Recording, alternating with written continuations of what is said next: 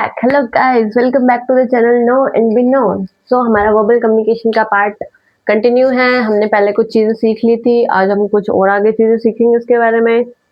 तो भाई ठीक है, वर्बल कम्युनिकेशन चल रही है अभी। वर्बल कम्युनिकेशन में हमने पहले वीडियो में सीखा था कि पिच, टोन, पोजिंग कब करनी है। अब उसके आगे की चीजें स्टार्ट करते हैं। तो सबसे पहले मुझे बताओ, मैंने आपको एक्टिव लिसनिंग सिखाई थी वर्बल में, नहीं नॉन वर्बल में, सॉरी। नॉन वर्बल में मैंने आपको एक्टिव लिसनिंग सिखाई थी। एक्टिव लिसनिंग के को वर्बल में भी मतलब थोड़ा यूज किया जाता है। अब मैं पूछोगे कि भाई कैसे एक्टिव लिसनिंग है वो तो वर्बल में कैसे यूज हो गई, देखो गैस करो इतने।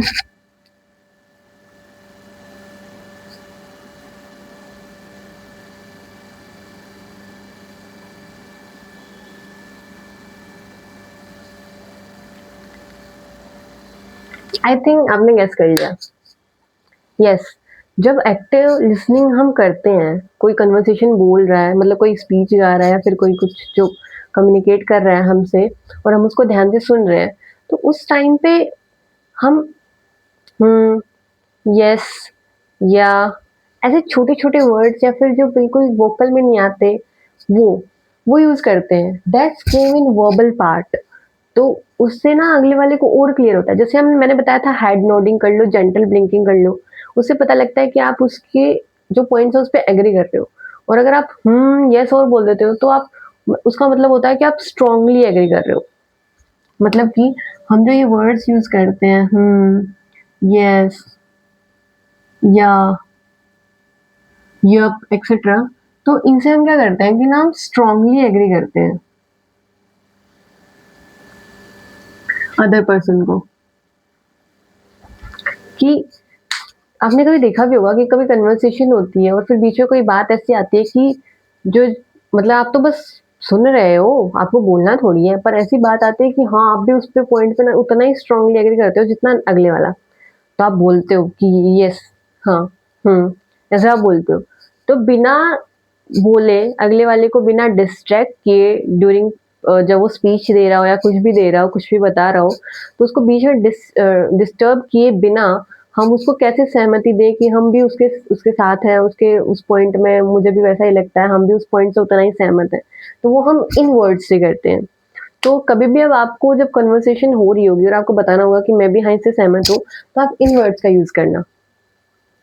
ठीक है, this part is like active listening in verbal. तो हमने एग्री कर लिया भाई, ठीक है। उसके बाद अब हमने एग्री तो कर लिया, अब सामने वाला रुक जाता है। अब हमारी बारी आती है। अगर क्वेश्चंस जरूर पूछना। एक तो देखो, जब ऑफिशियल कुछ इवेंट होता है तो उसमें एक तो ये होता है कि क्वेश्चन एंड आवर सेशन पहले बता दिया जाता है कि लास्ट में होगा, बीच में कोई क्वेश्चन नहीं पूछेगा। और मोस्टली अच्छा भी लगता है कि जो भी आपका क्वेश्चन आप नोटेड डाउन कर लो या कहाँ पे अपने माइंड में रखो, एंड जब सेशन एंड हो तो आप उससे पूछो। बट अगर थोड़ा इनफॉर्मल वे है और आप बीच में उसको इंटरेक्ट करके पूछ सकते हो, then surely ask questions if you have. Don't fear, we are here to learn. तो पूछो, इससे इंटरेक्शन और बढ़ता है कि हाँ हाँ ये मेरी बातों को ध्यान से सुन रहा है, क्योंकि तभी तो इसके दिमाग में वो क्वेश्चन मतलब आया है, वरना तो आता ही नहीं। सो आस्क क्वेश्चन, आस्क इनफॉर्मल वे है तो और ओपन माइंडेड क्वेश्चन पूछो, पूरे डिटेल क्वेश्चन पूछो कि भाई जो भी माइंड में क्वेश्चन आ रहा है यू कैन आस्क डायरेक्टली। तो अगर इनफॉर्मल वे है तो, फॉर्मल वे है तो note it down in mind और notebook whatever and last में पूछो। तो एक क्वेश्चन आवर सेशन होता है कि आप ओपन माइंडेड क्वेश्चन आस्क कर सकते हो।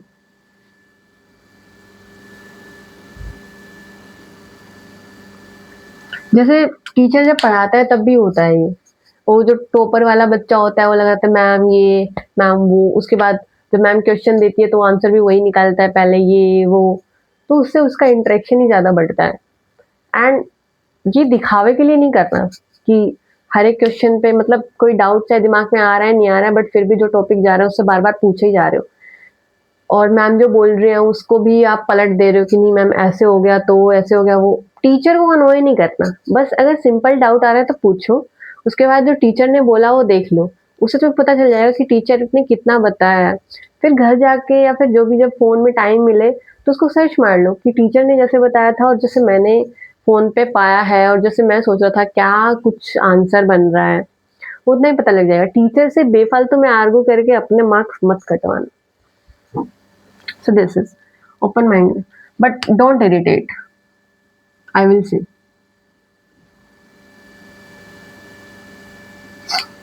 जेन्युइन क्वेश्चंस हैं पूछो, पर अगले वाले को परेशान मत करो।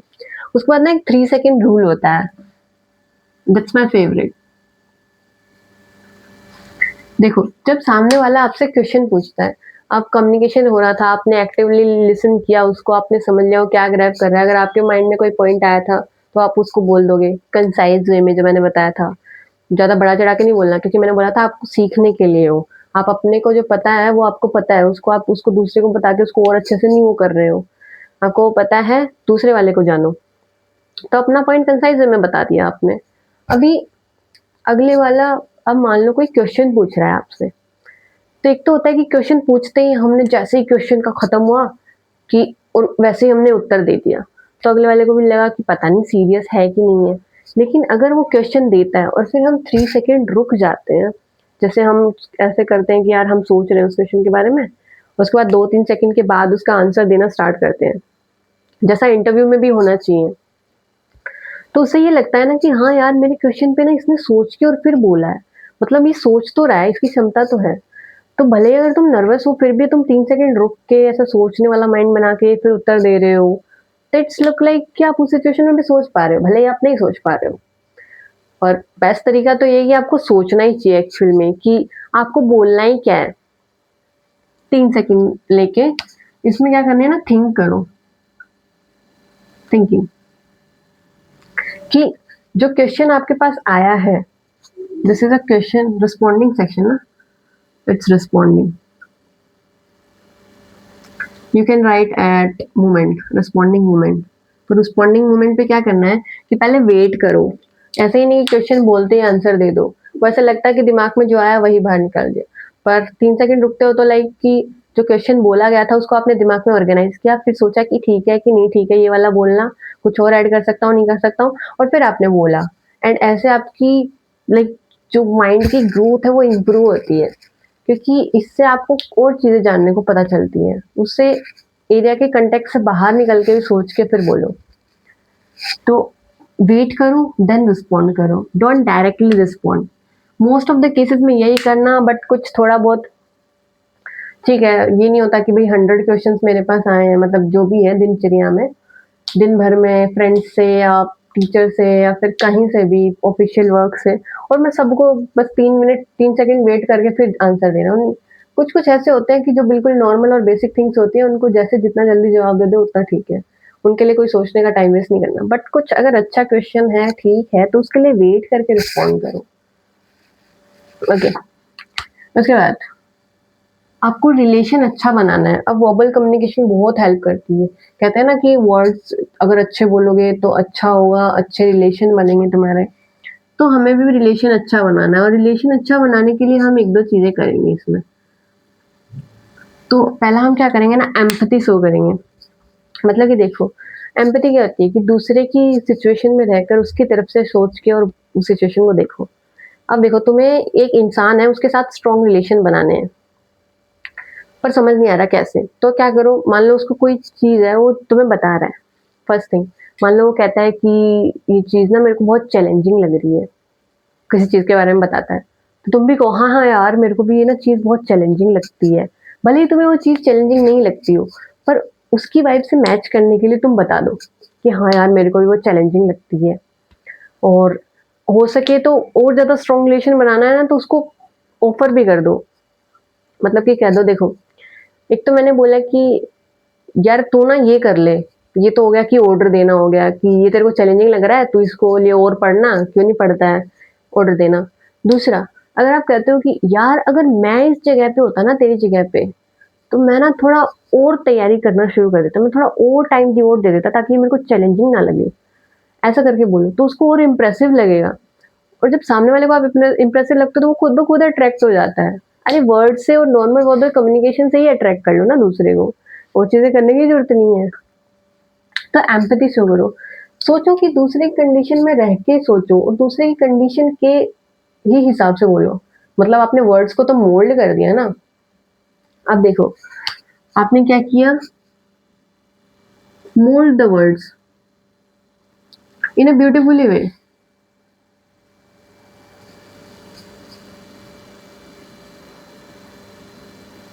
ब्यूटीफुल वे, या आप जैसे पोलाइट भी कहते हो, पोलाइटनेस। मतलब ऐसे बोलो कि उसको भी लगे कि हाँ यार, ये तो मेरे जैसा ही सोच रहा है, ये मेरी तरफ से ही सोच रहा है। ऐसा नहीं लगे कि आप उसको ऑर्डर दे रहे हो क्या, या आप उसके सामने ज़्यादा ज्ञानी बन रहे हो। किसी को अच्छा नहीं लगता कोई दूसरा उसके सामने ज्ञानी बने। तो भले ही आप पे कितनी नॉलेज हो, वो आप अंदर रखो, दूसरे वाले के सामने मत दिखाओ, उसको उसके तरह जैसा ही मोल्ड करके रख दो। तो एम्पैथी शो करो, और एम्पैथी शो भी करनी चाहिए, रिलेशंस बहुत अच्छे होते हैं। ठीक है, उसके बाद अब एम्पैथी शो कर रहे हो, रिलेशन अच्छे बना रहे हो, और अब और ज़्यादा स्ट्रॉन्ग रिलेशन बनाना है, तो उसका दुःख समझ के उसमें क्या-क्या वो होंगे, सॉल्यूशंस होंगे, वो भी सजेस्ट कर दो। और वो सजेस्ट करने के साथ उसका ना सपोर्ट दो। मतलब बाद तक उसको अगर स्ट्रॉन्ग रिलेशन और अच्छे वाला बनाना है तो उसको बाद में भी पूछ लो कि यार तेरा वो ठीक हुआ? तुझे वो सही हुआ? नहीं हुआ? क्या हुआ? तो ऐसे जब हम करते हैं तो और ज़्यादा स्ट्रॉन्ग हमारे रिलेशंस बनते हैं। बाद में जब हम पूछते हैं, सो इट्स लाइक कि आस्किंग इन फ्यूचर,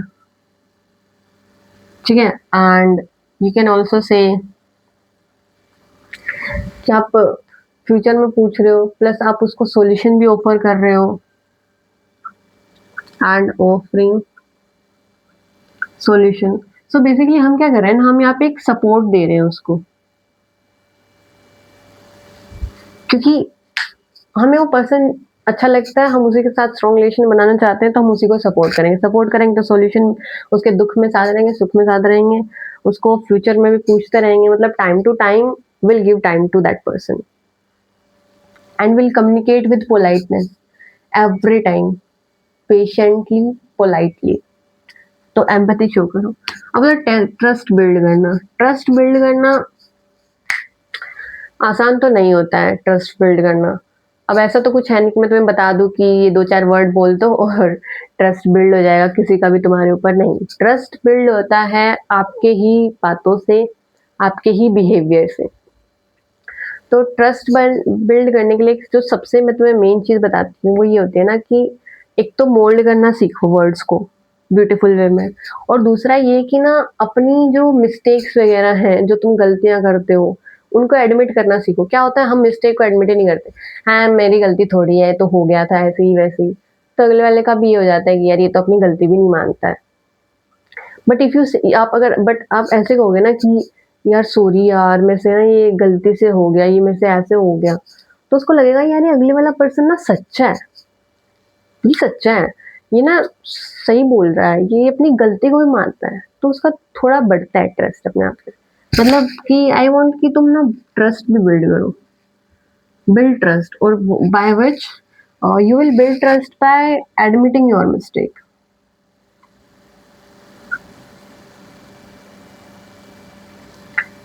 अब ठीक है, आपने मैंने एक एग्जांपल तो बताया कि आप मिस्टेक एडमिट करके, एक और बताती हूँ जैसे कि वो वर्ड्स को कैसे मोल्ड करोगे। देखो, अगर आपने बोला कि उसने आपसे कुछ पूछा और उसके बारे में आपको नहीं पता है, तो एक तो आप बोल दो कि मेरे को नहीं पता इस बारे में, मेरे को नहीं पता इस बारे में। तो अगले वाला क्या सोचेगा, इसको तो पता होगा तो भी ये नहीं बताएगा।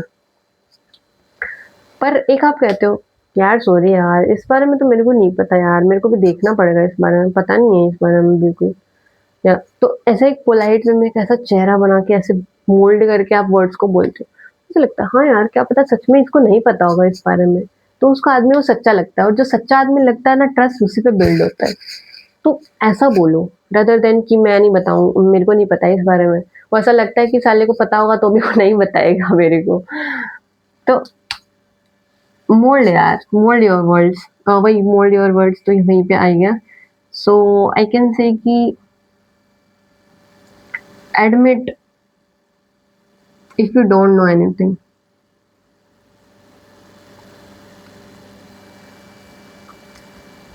लोग क्या करते हैं कि उन्हें कोई चीज़ें नहीं पता होती, फिर भी उन्हें शो ऑफ करना होता है कि नहीं, नहीं मेरे को तो सब पता है। और फिर वो ऐसा कुछ बोल देते हैं, वो सामने वाला ना कैचअप कर लेता है, वो बताता नहीं है, पर अंदर-अंदर उसको पता चल जाता है कि सामने वाला पर्सन कैसा है, झूठा है, पता नहीं है फिर भी बोले जा रहा है कि मेरे को तो ये सब पता है, मैं तो बता दूँगा, ये ले ये मैंने बता दिया, इन्फॉर्मेशन काम की दी ही नहीं कुछ। तो एडमिट एडमिट गल मानना सीख जाओ कि मेरी गलती है, मुझे नहीं पता है, सॉरी, ये सब ऐसे पोलाइट और ब्यूटीफुली वर्ड्स को मोल्ड करोगे, तो आप एम्पैथी, ट्रस्ट सब कुछ बिल्ड कर सकते हो, एंड ये सब वर्ड्स का ही खेल है। पिछली वीडियो में मैंने बताया था कि वर्ड्स को आप प्रेज़ेंट कैसे करोगे, एक स्पीच के दौरान, एक कन्वर्सेशन के दौरान, पोज़ लेते हुए, ये लेते हुए, पिच, टोन कैसे रखनी है। इस वीडियो में इज़ मोस्टली लाइक कि आप दूसरे वाले जो व्यक्ति है उसको इम्प्रेस कैसे करोगे? एम्पैथी दिखा के, उसके उसे क्वेश्चंस जो उसने पूछे हैं उस पे सोच विचार करके उसको आंसर बता के, उसको उसी सिचुएशन में रह के उसको कि लाइक हाँ यार, मैं तेरी सिचुएशन में होता तो मैं ऐसे करता, मैं ऐसे सोचता, मैं ऐसे कर लेता, वैसा-वैसा। तो ऐसे इम्प्रेस होता है वर्ड से अगला वाला व्यक्ति। और एक और जो चीज़ रह गई है, वो ये है कि अक्सर क्या होता है कि सिंपल लैंग्वेज यूज़ नहीं करते। एक तो पहले कुछ जो लोग होते हैं उनकी फ़ास्ट होती है ये बोलने वाला तरीका, और ऊपर से उसमें वो हार्ड वर्ड्स अलग से डाल देते हैं। तो अब बिल्कुल ही समझ नहीं आता है कि क्या बोलना चाह रहा है, ग्रैस्प ही नहीं होता कुछ। तो उसके लिए सिंपल लैंग्वेज यूज़ करो। जितना बिल्कुल बेसिक नहीं करनी है कि सोचे ही जा रहे हो कि इसमें वर्ड कौन-सा लगाऊँ, नहीं। आपको इतनी नॉर्मल इंग्लिश आनी चाहिए कि आप खटाखट बोल सको, पर बोलनी नहीं है आपको। आपको सिंपल लैंग्वेज यूज़ करनी है ताकि सबको समझ आए। हिंदी के अभी मान लो एक एग्ज़ाम्पल देती हूँ कि आप सिंपल सिंपल लैंग्वेज यूज़ करते हैं पर आपको आती है एडवांस इंग्लिश, और एडवांस इंग्लिश से सिंपल लैंग्वेज इंग्लिश में बोलना, आई नो इट्स डिफिकल्ट। तो एडवांस जिनको आती है वो तो ग्रैब कर लेंगे, पर व्हाट अबाउट दोज़ कि जिनको आती ही नहीं है एडवांस इंग्लिश, वो तो सर खुजाते रह जाएँगे। तो क्या करो, जो आप एडवांस कुछ वर्ड्स बोल रहे हो ना, उनका थोड़ा हिंदी मतलब भी बताते रहो। इससे क्या होता है ना कि मैक्सिमम लोग उसको ग्रैप्स कर पाएँगे, ग्रैब कर पाएँगे, सॉरी, ग्रैस्प कह रही हूँ। मैक्सिमम लोग उसको ग्रैब कर पाएँगे। और क्या होता है कि हमें हमारा मोटिव ये है कि हम मैक्सिमम लोगों तक हमारा मैसेज पहुँचाएँ। उसमें से कितने प्रोडक्टिव काम करेंगे वो उन पे है। पर हमारा मैसेज ये है कि हम मैक्सिमम तक वो मैसेज पहुँचा सकें, तो उसको थोड़ा हिंदी में भी कर लो। मैं जैसे अभी इंग्लिश में पढ़ा रही हूँ, क्यों? हिंदी भी यूज़ कर रही हूँ, मैं इंग्लिश वर्ड्स लिखने में यूज़ कर रही हूँ ताकि मैक्सिमम लोगों तक बेनिफिट जाए, इसीलिए। तो उसको थोड़ा हिंदी कर लो, इसके लिए उनको भी जो एडवांस जिनको आती है उनको भी अलग से टाइम और मिल जाता है कि और अच्छे तरीके से सोचने में, और उनको तो समझ आ ही जाएगा फिर थोड़ा बहुत हिंदी वालों को भी। तो मैक्सिमम लोगों तक बेनिफिट जाना चाहिए, तो सिंपल लैंग्वेज यूज़ करो, वरना ये वाला तरीका यूज़ करो। थोड़ा बाइलिंगुअल में समझाओ, बहुत सेम आजकल तो बहुत बाइलिंगुअल वाला ही ट्रेंड चल रहा है हर जगह, तो उसमें समझाओ। तो ये चीज़ें थी वर्बल कम्युनिकेशन में, जो आप जिससे आप ना दूसरे वाले जो व्यक्ति हैं, ऑडियंस है या जो भी कुछ है, उनको आप इम्प्रेस कर सकते हो। अपना जो भी आप प्रेज़ेंट कर रहे हो उसको ऐसे कॉन्फिडेंटली और अच्छे से प्रेज़ेंट करो कि सामने वाला इम्प्रेस हो जाए। तो अब इन चीज़ों पे ध्यान दो कि इनमें से कितनी ठीक है आपकी, और आप इनको प्रैक्टिस करना स्टार्ट कर दो। अपने दोस्तों में एम्पैथी कैसे प्रैक्टिस करोगे? 3 सेकंड रूल प्रैक्टिस करके देखो। क्वेश्चंस लगा लो, फिर उनके ऊपर 3 सेकंड स्टॉप करके अपने आप को उस पे सोच के फिर उस पे रिप्लाई करना सीखो। ये वाला बोलना सीख जाओ। एक्टिव लिसनिंग में क्या होता है, क्वेश्चंस अगर आप क्लास में नहीं करते हो और आपके माइंड में क्वेश्चन आता है पर आप करते नहीं हो, क्योंकि आपको डर लगता है, नर्वसनेस होती है, पता नहीं दूसरे क्या सोचेंगे। आपका एक क्वेश्चन है, आप उसको बोलो टीचर को, टीचर ने उसका आंसर दे दिया, दैट्स इट, इतना ही होता है, कुछ नहीं होता है एक्स्ट्रा, नॉर्मल। तो ये सब चीज़ें करो। So for today I think this much enough. Thank you so much for coming. Till the next video, bye bye.